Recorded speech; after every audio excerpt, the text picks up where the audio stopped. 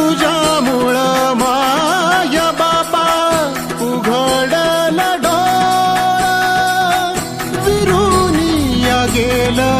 भाव मनातलं भोळं,